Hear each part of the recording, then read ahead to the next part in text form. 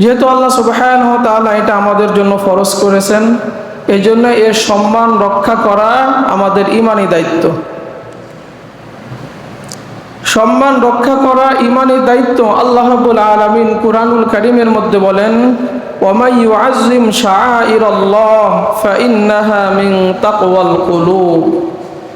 আল্লাহ রাব্বুল আলামিনের যত নির্দেশনা আছে, যত নির্দেশমালা আছে, যত বিধান আছে, কোনো ব্যক্তি যদি এই সমস্ত বিধানকে সম্মান প্রদর্শন করে তাহলে বুঝতে হবে তার অন্তরের মধ্যে আল্লাহর ভয় আছে।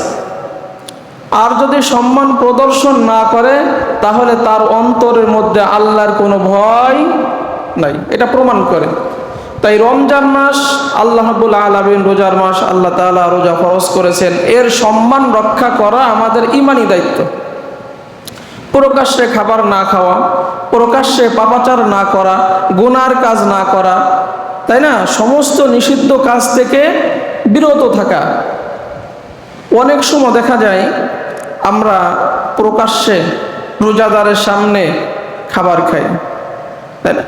আপনি যদি কোনো কারণবশত রোজা নাও রাখতে পারেন, তারপরে বলা হয়েছে যে আপনি রোজার মতো দিন পার করেন, রোজাদারের মতো দিন পার করেন।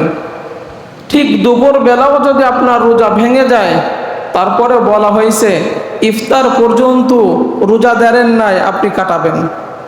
এইটাই হচ্ছে রমাদানের সম্মান রক্ষা করা।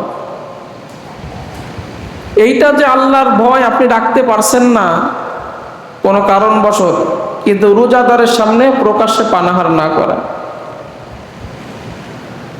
এইভাবে আমরা আল্লাহ রাব্বুল আলামিনের এই মাসকে আমরা সম্মান প্রদর্শন করতে পারি। এরপরে অনেকে রোজা না রেখেও গর্বের সাথে প্রকাশ করে আমি রোজা নাই, খাবার খাচ্ছি। রোজা নাই, খাবার খাবো, সমস্যা কি? রোজা না রাখার তো এক শাস্তি, প্রকাশ করার আর এক শাস্তি।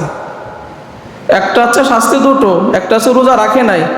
গত জুমায় বলছিলাম যে যারা রোজা রাখে না বিনা কারণে, তাদের পায়ের সাথে রশি ঝুলাইয়া রাখবে, মনে আছে না হাদিসটা বলছিলাম? পায়ের সাথে রশি ঝুলাই রাখবে, শাস্তি দেওয়া হবে। এলো এক শাস্তি। দুই নাম্বার শাস্তি আছে এই যে প্রকাশ করছে, অথচ মুহাম্মদুর রাসূলুল্লাহ সাল্লাল্লাহু আলাইহি সাল্লাম বলেন যে আমার প্রত্যেকটা উম্মতকে আল্লাহ রাব্বুল আলামিন গুনাহগুলো মাফ করে দিবেন, তবে প্রকাশকারী ব্যতীত। প্রকাশকারী কারা? যারা গুনাহ করার পরে আল্লাহর বিধান মানতে পারে না, কিন্তু সেইটা আবার কি করে, আল্লাহর নিষিদ্ধ কাজগুলো করে, এইটা আবার মানুষের কাছে প্রকাশ করে। আপনি একটা গুনার কাজ করছেন, এই গুনার কাজের খবর কেউ জানে না দুনিয়ার। আল্লাহ রাব্বুল আলামিন আমাদের নবী মুহাম্মদুর রাসূলুল্লাহ সাল্লাল্লাহু আলাইহি সাল্লামের সম্মানার্থে এটা আল্লাহ তাআলা পর্দা দিয়ে ঢেকে রাখেন। কিন্তু রাতের বেলা গুনাহ করছেন, আল্লাহ পর্দা দিয়ে ঢেকে রাখছেন। দিনের বেলা আপনি আপনার বন্ধু, আপনার আপনজন, নিকটস্থ মানুষের কাছে বললেন আজকে রাতে আমি এই পাপের কাজ করছি, এই গুনার কাজ করছি, তখন ওইটা খুলে যায়, পর্দাটা খুলে যায়।